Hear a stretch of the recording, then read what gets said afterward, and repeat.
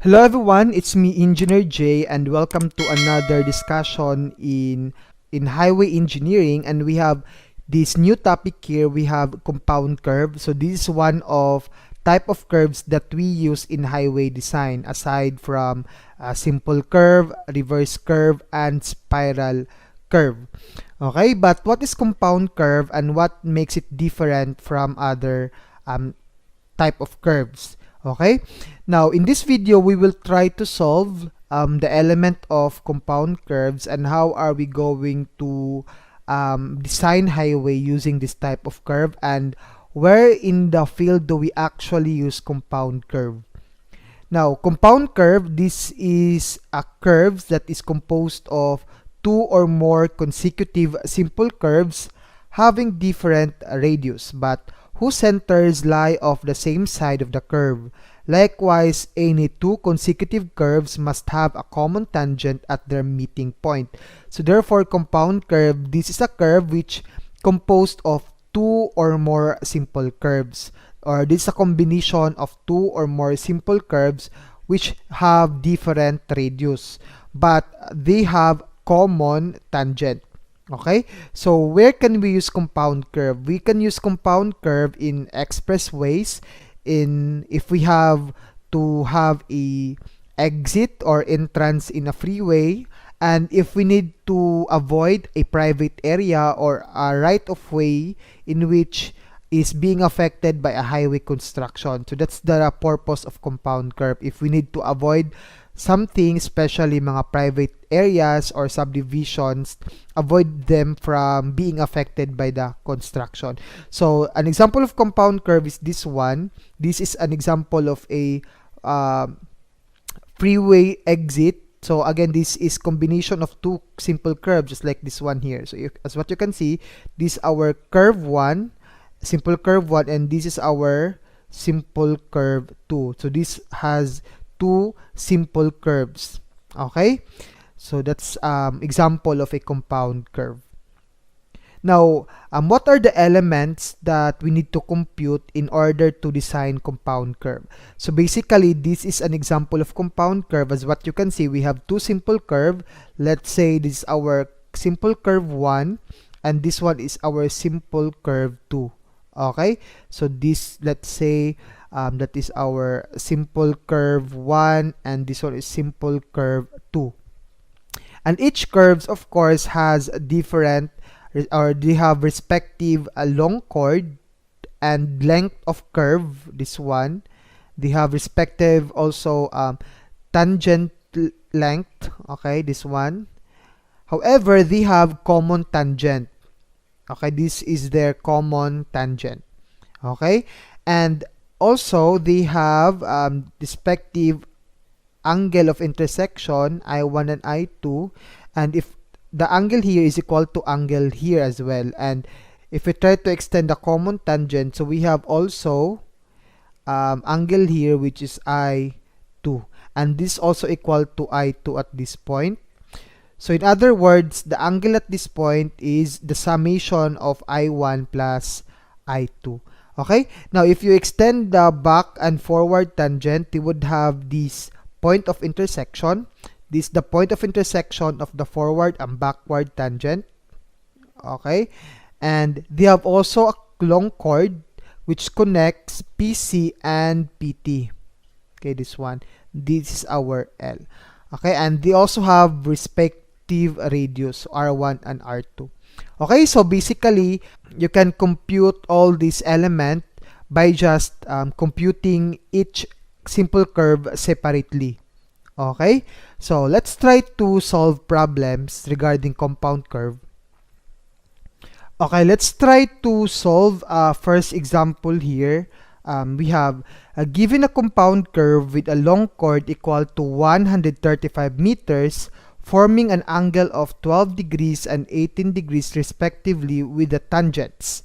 The common tangent is parallel to the long chord, and determine the radii of the compound curve. So we are asked to compute for the radius of the two curve. Okay, but in order for us to fully understand the problem, then we need to draw the figure first. So we have compound curve, and we all know that a compound curve is composed of two simple curves. So we would have this figure here. So let's say this is a our drawing. Again, this is only an assumption. We assume that our simple curve 1 is greater than our simple curve 2. Okay, again, this is only an assumption. Then we have to label all the station. Again, this is the beginning of our curve, so that is the point of curvature. And this is the point of compound curvature, or the common point of the two curves. Then this one here is our point of tangency, and this point here, this is our point of intersection. Okay, and this is the point of intersection for our first curve. Let's say that's our v1, and this point here, that is the point of intersection of our second curve. Now take note, we have a condition here, or we have given here that the long chord is equal to 135. So our long chord here is from PC to PT. So therefore, this one is 135 meter length. Okay? Then, the angle of that long chord is 12 degrees and 18 degrees respectively with the tangent. So therefore, the angle of our long chord from the tangent is 12 degrees and 18 degrees respectively. So we have, let's say this is our first curve. This one is 12 degrees, and at this point we have 18 degrees. That is the angle between the long chord and the tangents. Now, we have also conditioned here that the common tangent is parallel to the long chord. So again, this one is our common tangent. And we have to make sure that our common tangent is parallel to our long chord. Now, again, we compute for the radii of the compound curve. So we compute for the radius of simple curve 1 and the radius of our second simple curve. To compute for the radius of each simple curve, then we need to compute each simple curve individually. Okay, so we separate simple curve 1 and simple curve 2. Okay, but take note, we are lacking of given. So we need to have the central angle, or the angle of intersection first here. So this is our I1 and this one is our I2. So how are you going to compute for I1? Now take note, I1 is equal to the angle at this point. Okay, let's say that's I1 as well.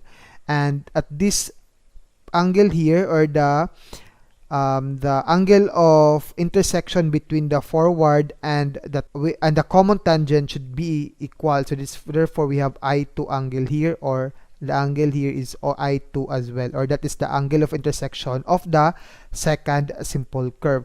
Now, since we know that common tangent and long chord is equal, so therefore the angle at this point should be equal to the angle at this point. Okay, because they are parallel. So therefore I1 here is 12 degrees as well, and I2 here is 18 degrees as well. Since again they have, or the two lines are in parallel, so therefore they should have equal angle with respect to the back and forward tangent respectively. Okay, so since we have now already the central angle of the two curves, so therefore the angle here is 12 degrees, and the angle for the second curve is 18 degrees.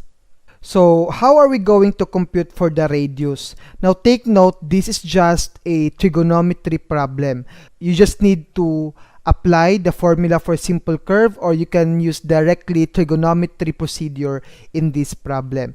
Now to compute for the radius, I'd like to compute first the length of chord for each simple curve. So again, we know that we have a length of chord for this simple curve 1, this one. Let's say this is our long chord of our simple curve 1, and we have this as the long chord of our simple curve 2, or that is L C2.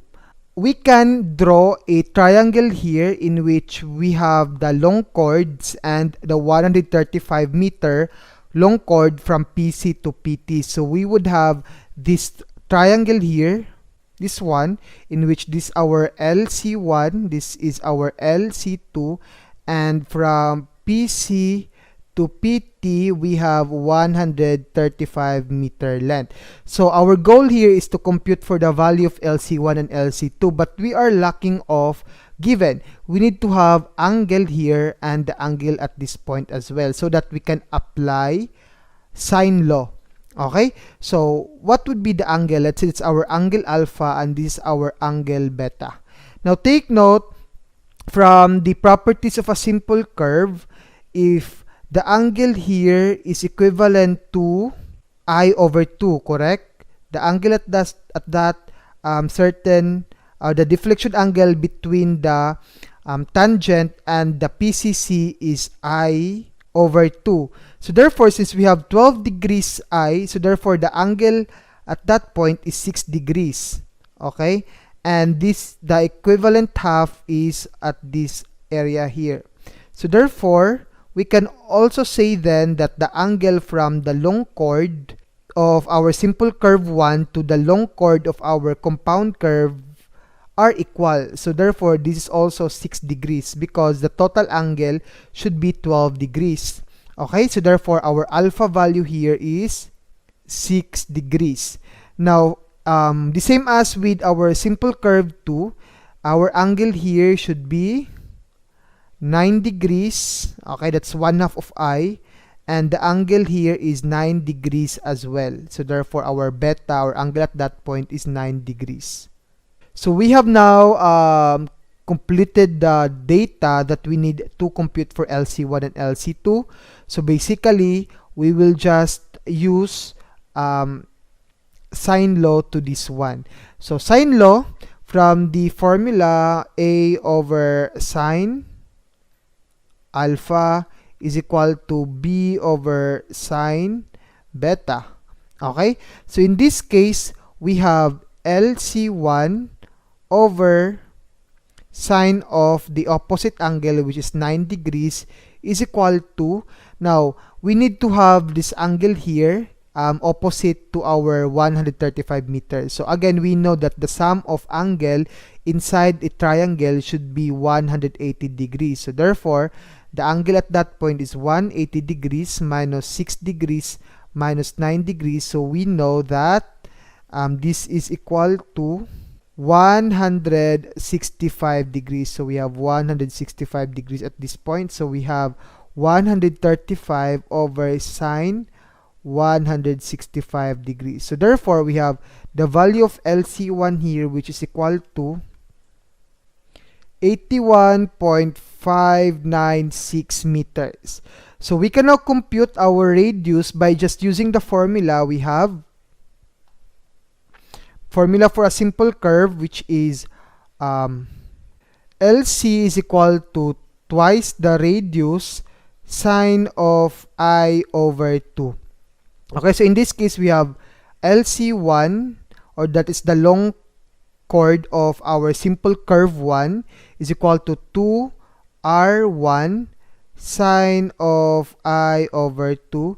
So by further evaluating this formula, we can say that R1 is equal to LC1 over 2 sine of I over 2.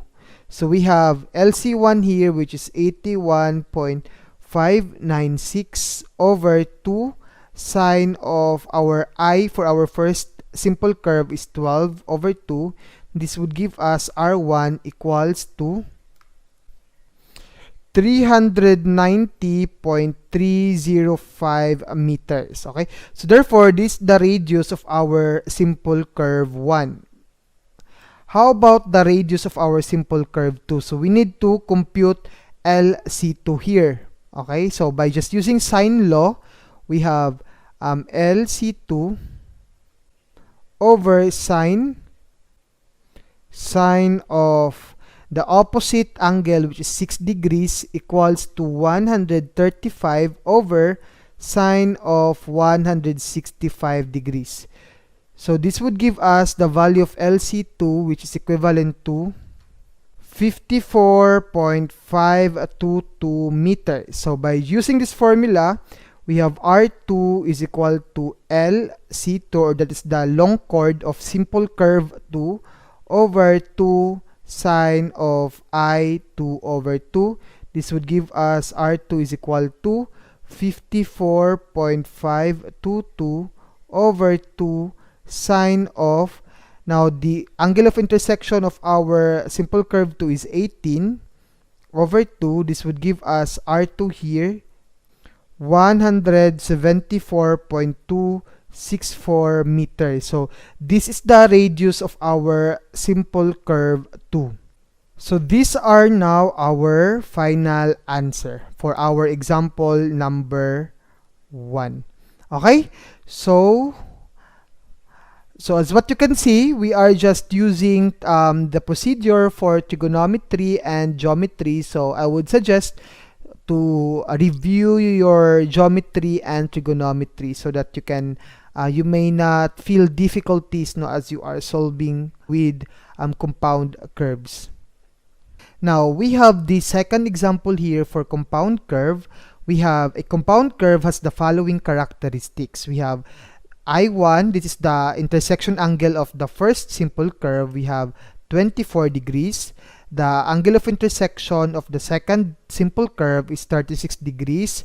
And the degree of curvature for our simple curve is 6 degrees. And the degree of curvature for our simple curve 2 is 4 degrees. Now, we have given here the station of PC is 10 plus 420.